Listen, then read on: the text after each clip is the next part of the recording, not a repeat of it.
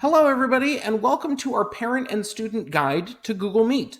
In this video, we want to show you how you can use Google Meet to attend live interaction sessions with your teacher for distance learning. So let's go ahead and get started.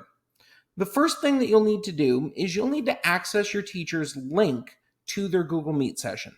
Teachers will frequently post this inside Google Classroom.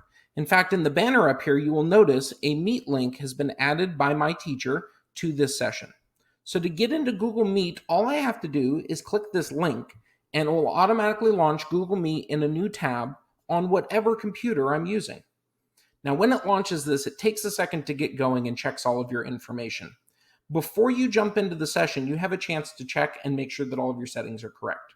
We recommend leaving your webcam on so that students and teachers can make eye contact with one another and we can make sure everybody is engaged in the learning. But we do recommend muting student microphones so that we're not picking up background noise. So before you go in, consider muting your mic and making sure that your webcam is on. To join the Meet session, all you have to do is click the Join Now button, and you will be entered into a session with your teacher, as well as with all of your other classmates that are attending during that time. So you'll see this is loading up right now. And in a second, I will see an image for my teacher that will appear here. There's my teacher. And if his webcam was on, you would see it right now. And I'm the only other student in here.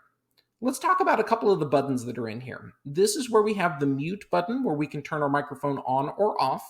If we have a question or it's time for us to participate, we recommend that you unmute your microphone.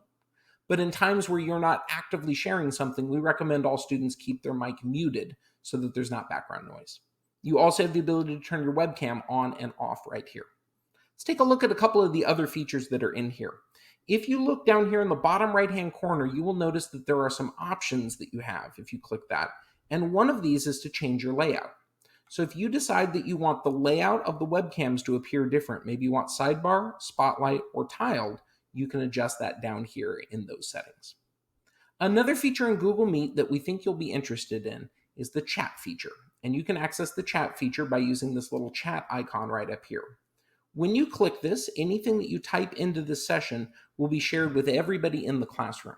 And this is really helpful if you have a question for your teacher, but you don't want to interrupt them in the middle of a lesson. You can type your question here. When you press the submit button, it goes to all people in this classroom, and it also labels who posted what. So it's important to remember that normal classroom expectations for behavior and appropriateness apply in this distance learning environment as well.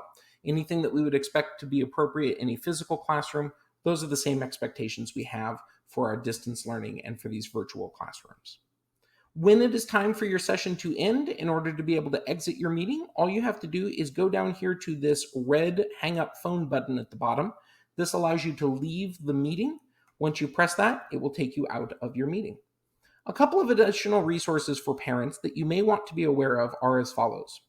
On the RUSD Toolkit website, if you go to the Parent Resources area and you go to Distance Learning Tools, you will notice the district has provided some on-camera tips for families. These are suggestions about how you can set up a great environment for students to be successful through distance learning at home.